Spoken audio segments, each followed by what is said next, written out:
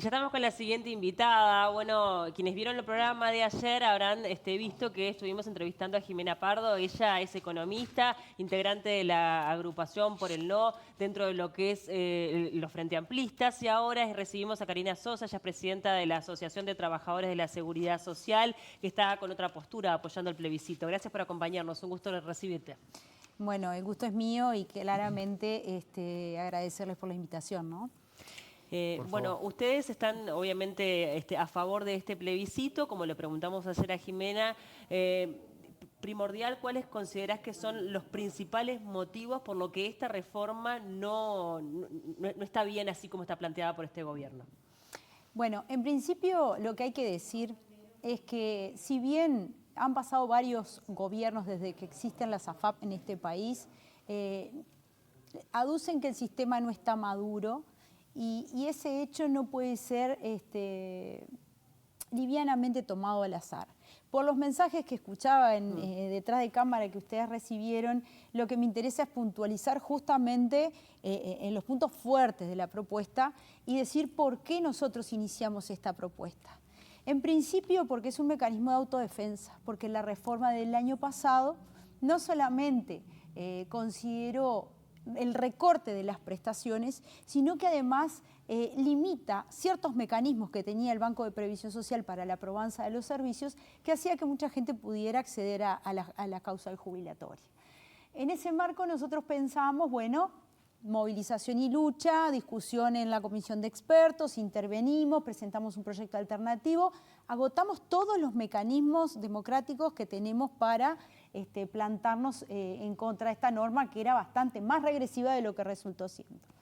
Pero en síntesis, son tres puntos fundamentales. Uno es el de la edad a los 60 años, ¿verdad? Algunos dicen, bueno, la Constitución es que escribir en piedra. No, hay un mecanismo por el artículo 331 que la misma tiene, por el cual, ya sea juntando el 10% de las firmas del padrón electoral o por iniciativa de la Asamblea General, se puede generar un plebiscito cuantas veces se quiera con las elecciones más próximas. Por lo tanto, nosotros entendimos que este era el mecanismo. La edad de los 60 años requiere de un análisis. Hay una comisión que trabaja en el estudio de la expectativa de vida. Yo recién tenía un debate con Saldain en otro programa y él me decía que era falso que existiera ese artículo en la ley 20.130. En realidad existe. Lo que no hay es una expresión explícita de hacerlo real. Pero en la medida que se pone en una ley un artículo para ejecutar después una acción, para algo se puso. Y esto refiere específicamente de que las personas que tengamos que jubilarnos con 65 años ya, puede ser que estudiada la expectativa de vida sean 66, 67, 68 y que después el Poder Ejecutivo no tenga límites al respecto. Por eso es una limitante que el movimiento sindical intentó colocar allí en la papeleta. La equiparación de jubilaciones y pensiones no amerita mayor detalle, ¿no? En el interior del país el 70% de las jubilaciones y pensiones son menores a 18.880 pesos. Entonces, lo que está claro, son menores al salario mínimo nacional, son unas 300.000 personas. Lo lógico sería pensar cómo en una civilización que nos caracterizamos por el avance tecnológico y que todo el día estamos vanagloriando esos avances, no estamos pensando que tenemos más de 300.000 compatriotas que están por debajo de la línea de la pobreza, ¿verdad? Otro punto que nos hizo reflexionar sobre cómo hacer este proceso es que las personas que tengan enfermedades, que se jubilaban antes por imposibilidad física, lo hacían con un 65% de salario básico jubilatorio. Y con esta reforma bajó al 45% porque si tiene causal jubilatoria la persona, tiene que hacer el trámite por causal común. O sea que ni siquiera el BPS va a tener una base de datos para cuantificar cuántas personas se enferman trabajando. Y si no tenés causal, el porcentaje baja hasta el 29% como mínimo. ¿Quién puede vivir con eso y enfermo? Entonces, ¿por qué, teniendo en cuenta todos los argumentos que planteás, por qué han pasado gobiernos de todos los partidos y no se ha tocado, y cuando se toca, obviamente, se hace este planteo? ¿El sistema requiere de una reforma o no requiere de ninguna reforma y así como está bien? Mira, el sistema requiere una reforma y te lo voy a decir con números. En nuestro país hay alrededor de 64.000 jubilados por AFAP. O sea, pasaron 28 años y tenemos 60.000 personas cobrando renta. De 1 a 100 pesos cobran 3.268 personas. De 1 a 100 pesos por mes. ¿Aportaron poco? Sí. Pero el Banco de Previsión Social a esta misma persona le garantiza 18.840 pesos. ¿Por qué? Porque es un régimen solidario. El otro es individualista. Y ahí es donde perdemos. Eso si se aplica al plebiscito, digamos. No, esto es ahora. Ahora. Después de 28 años de la existencia de la ley de las AFAP. Hablando de lo que es el ahorro individual, ayer lo que señalaba Jimena es que, bueno, teniendo en cuenta que la expectativa de vida, en definitiva, va a aumentar por el avance de la ciencia, es que las personas van a terminar pagando mucho más quienes contribuyen para poder sostener toda esa población, ¿no? En definitiva, lo que va a pasar es que las próximas generaciones van a tener que sostener algo mucho más grande. Y teniendo un ahorro individual, va a hacer que esto de alguna forma se divida, porque la persona mientras trabajó estuvo también aportando y ahorrando. ¿Sabes cuál es el problema de eso?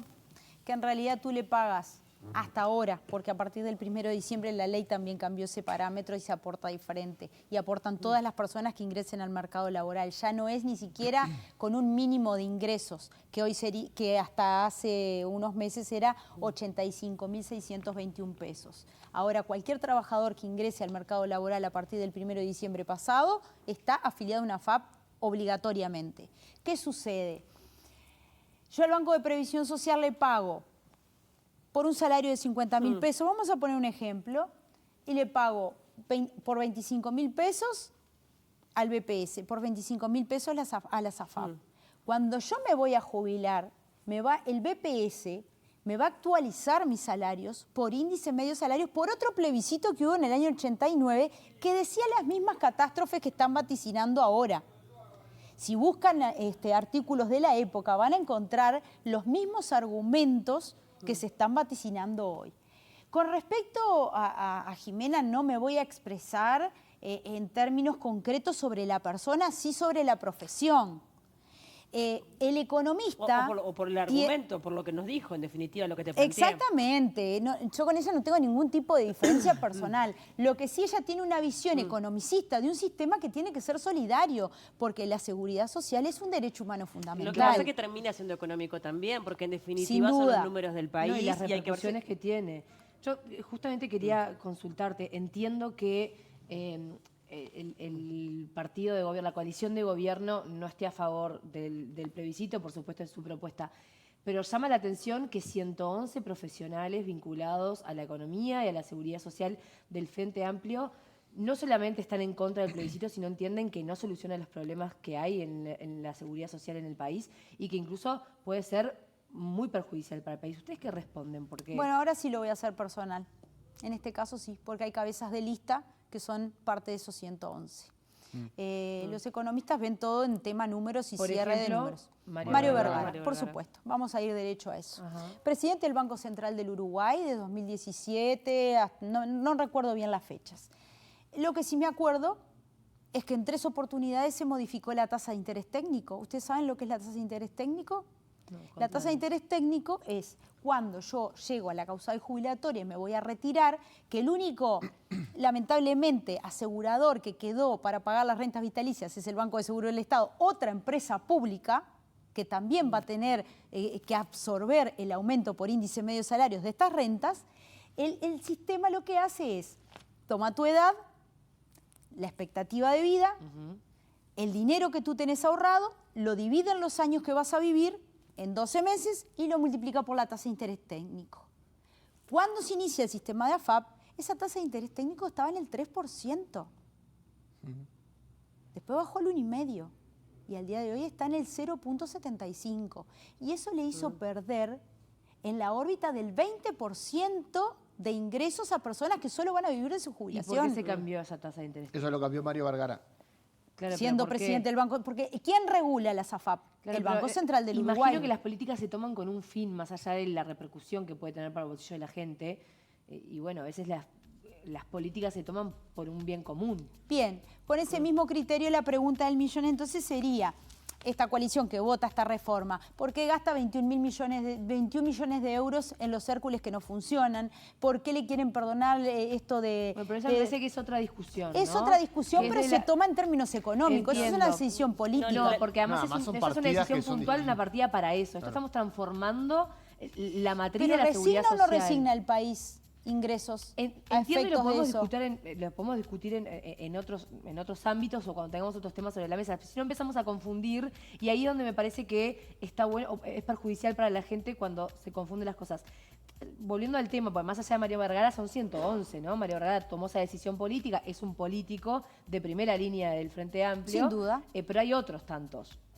¿Qué respondés a eso? ¿Cómo puede ser que 111 personas, De vuelta. técnicos, que no están de acuerdo con la reforma de la seguridad social, que entienden que es mejorable, consideran que tiene consecuencias injustas y genera efectos socialmente regresivos? Es una promesa cuyo pago no se va a poder sostener en el futuro y que generará impactos negativos, esto a grandes rasgos. Bueno, nosotros decimos que no, que los 1.500 millones de dólares que se transfieren todos los años a la SAFAP por conceptos de transferencias con mano de obra del Banco de Previsión Social de forma gratuita, vuelven a las arcas del BPS, que la trazabilidad del dinero de cada trabajador está salvaguardada porque la gente confía mucho en el Banco de Previsión Social, a diferencia de la SAFAP. Si tú sales a la calle hoy, haces una encuesta y preguntas el nivel de percepción de confianza en la SAFAP y en el Banco de Previsión Social, la respuesta va a ser contundente a favor del Banco de Previsión Social. Por otro lado, el cálculo del Banco de Previsión Social es diferente. Lo que hace el BPS es juntar todos tus salarios y actualizarlos por índice medio de salarios y aplicarte una tasa de reemplazo. No tiene nada que ver con la forma de cálculo individualista que tiene la FAP. Por eso nosotros decimos también que nosotros en la papeleta lo que prohibimos es el ahorro individual en el sector financiero, pero no en el privado. Una persona que quiera seguir ahorrando, que quiera hacerlo, además damos 24 meses para que el Poder Legislativo del nuevo gobierno haga la norma que corresponda adecuada y que se adapte a los 3 puntos fundamentales de la papeleta. Nosotros no estamos legislando en ese sentido, estamos marcando cuáles son los límites que tiene que tener el poder político. También digo, la pregunta, claro, es la sostenibilidad, ¿no? En definitiva, el gran problema que tenemos con la seguridad social es que esto sea sostenible en un mediano o largo plazo, y no es una problemática exclusiva del Uruguay, ¿no? Esto ha pasado en el mundo entero, en la región también han habido reformas muy importantes porque en definitiva también ha cambiado la forma de trabajar y las expectativas de vida. Entonces son 2 puntos que son importantes, ¿no? Yo creo Las que formas de trabajo se han modificado y hay que acompasar eso también. Bueno, entonces, ¿por qué la reforma de la seguridad social, que en realidad fue un recorte de jubilaciones y pensiones de 2023, no incluyó estos aspectos? Porque el movimiento sindical introdujo estos temas, no los quisieron discutir. Por ejemplo, la caja bancaria, que dicen que cae la reforma de la caja bancaria. Eso no es correcto. Cualquier jurista donde profundice un poquito te puede decir, no, pero la papeleta dice causal común. En algún aspecto la caja bancaria tiene su defensa legal para poder sostener la reforma Hay que hizo. constitucionalistas que les han dado la derecha de ese punto. Sí, también hay constitucionalistas como Rizzo, que dijo que una persona que hoy estaba ganando 100.000 pesos y si ya tenía causal jubilatoria, tenía 200.000 dólares de ahorro en la FAP. Y eso es totalmente imposible y tengo pruebas de lo que digo, porque mis compañeros de trabajo que tienen la misma cantidad de años de aportes, que ganan arriba de los 150.000 pesos, casi 200.000 pesos te voy a decir, no llegan a 6 millones de pesos, que no cuantifican 200.000 dólares ni ahí. ¿Por qué? Porque las AFAP invierten y en la medida en la que tienen ganancias también tienen pérdidas. Y yo voy con las ganancias y con las pérdidas. Y a mí no me preguntan dónde quiero que inviertan. Respecto a los impuestos, que ha sido algo que tanto estos 112 frente amplistas como la coalición coinciden en que va a haber un aumento de impuestos para poder justamente financiar, sustentar este plebiscito o las consecuencias de este plebiscito. ¿Qué opinan ustedes al respecto? Bueno, primero te quiero hacer una pregunta, porque la nota salió por 111 y están diciendo 112. Me encantaría saber cuál es el economista que ¿cuál está es el faltando? que se agregó? Sí, pero igual, me parece que... No, pero Más de 100, digamos más de 100. me lo estoy preguntando porque es cierto. Mirá que salió la nota 111 y al otro día ya decían 112. Hay algo que cambió allí y me gustaría Capaz que saber hay uno que se cuál bajó. es. ¿Cuál es el nombre que me falta? Pero no, respecto al a revés, uno que se sumó. Primero dijeron 111 y ahora 112. Claro. Para mí, había entendido al Nosotros revés, pero no importa. opinamos que el Respecto a IVA, los por impuestos, ejemplo, sí. y el Montepío de las jubilaciones son impuestos totalmente regresivos. Y ahí voy a enganchar con lo que tú decías. El mundo del trabajo tiene que tener cambios. Y de hecho está demostrado. La reforma del 96 no tiene 30 años, son reformas treintennales. ¿Y por qué hacen proyecciones al año 2100? Como si en eso no fuera la vida. Si no vamos a estar ni siquiera nosotros en 2100. No vamos a estar vivos. Entonces, que proyecten. Los economistas que nosotros consultamos coinciden en que los aspectos económicos más de 10, 15 años se corren muchos riesgos de cometer errores. Y las proyecciones que ha hecho el BPS, que tengo la certeza de que no ha sido pasado por el directorio del Banco de Previsión Social, esos números que se le presentaron al Parlamento y que están circulando en toda la prensa, nosotros decimos 460 millones de dólares el cambio de la equiparación de jubilaciones y pensiones al salario mínimo nacional. Ellos dicen 1038, no sabemos dónde sale el número. Karina, vamos a tener que ir cerrando, pero a mí lo que me pasa sinceramente cada vez que toco este tema, hemos compartido otros programas también, y es que termino sacando la conclusión es que la gente va a votar según lo que piensa políticamente, ¿no? O si está más alineado con el PIT-CNT o más alineado con ese grupo de 111, 112, porque es realmente increíble leer el documento que ayer tratábamos que dice, por ejemplo, el plebiscito no consigue cumplir con su objetivo de poder jubilarse a los 60 años. El plebiscito termina castigando a los trabajadores menores ingresos. El plebiscito prohíbe el ahorro individual y promete pasividad. O sea, es totalmente lo contrario a lo que tú nos contás. Entonces, para la gente es muy difícil porque además, tanto lo de ustedes como lo de ellos está basado en información técnica. No es política y no están comunicando al golpe de jarro. Entonces, es realmente complicado. Es complicado. ¿Sabes cuál es la diferencia? ¿Qué hacemos? Que yo sí jubilo gente. Y sé que el 70% de las jubilaciones mínimas están en el interior del país donde hay su declaración o trabajo en negro. Y donde el Ministerio de Trabajo y el Banco de Previsión Social no cumplen con su trabajo a cabalidad. Donde en este último gobierno se resignó recaudar en favor de otras políticas como aplicar la reforma jubilatoria de forma... Bueno, pero la economista ayer también era economista y dice que nos dijo que se dedicó toda su vida a temas de la seguridad social. Pero ella no trabaja en el Banco de Previsión Social. Y yo sí, y veo las incompatibilidades, veo los casos concretos. Lo que yo sé es que la gente la pasa mal y que durante el gobierno, los 3 periodos de gobierno frente amplistas, la idea fue aumentar de a una BPC la jubilación y este gobierno la congeló en 3,05. Hoy los jubilados de este país tendrían que estar a 1.000 pesos de diferencia del salario mínimo nacional y están a 3.500. Entonces, cuando tú tienes políticas regresivas que lo único que piensan es en aumentar el IVA o los impuestos a los trabajadores, que son los que más se sacrifican, los que se levantan a las 5 de la mañana, los que toman 2 bondis para llegar al lugar de trabajo. ¿Y eso se hace cambiando la Constitución? En este caso sí. No nos dejaron opción. El acorralamiento fue tal que como 15 años de gobierno frente amplista no alcanzaron para que eliminaran el lucro de la seguridad social. Y si el Frente Amplio no gana, por más que nos prometan que lo van a hacer, ¿qué pasa? Queda firme la ley 20.130. ¿Estamos dispuestos a condenar a gente con cáncer que está por morir a que cobre un 20% menos o, en su defecto, si no tiene causal común, que cobre un 44% menos? ¿Estamos dispuestos como sociedad a condenar a gente pobre a la miseria porque no cierran las cuentas? ¿O quienes se postulan para candidatos a presidente, para dirigir el país, tendrán ideas más originales para resolverlo? Nosotros los votamos para que ellos lo resuelvan. Otros entienden que esas personas sumergidas con cáncer y demás estarían en riesgo si es que se aprueba. Por eso te digo que las visiones son dolorosas. La ley 20.130 dice lo que dice. Persona que tenga causal jubilatoria va con causal jubilatoria común con 45%, no con 65% como antes. Y si no tiene configurada la causal, va con muchísimo menor porcentaje. Y decir que todos los candidatos están en contra del plebiscito, ¿no? Todos. Eso sí, no nos extraña, porque esto es una decisión social, es del movimiento sindical, no tiene que ver con... Yo soy una ciudadana como todos ustedes. No, pero con eso que decía Maggie, que muchas veces ante la cantidad de información y ante las posturas encontradas, dice, bueno, ¿qué dicen los candidatos a la presidencia? Bueno, lo dijo Saldain ahora en una entrevista que tuvimos juntos. La mayor cantidad de fideicomisos la utilizó Orsi y COSE en las intendencias de Montevideo y Canelones, que es dinero de la SAFAP. ¿Saben lo que sucede? Los gobernantes no saben llevar adelante el país sin el dinero de los trabajadores. Ese es el problema. Karina, gracias por tu tiempo. Fue un gusto recibirte. Gracias a ustedes. Gracias.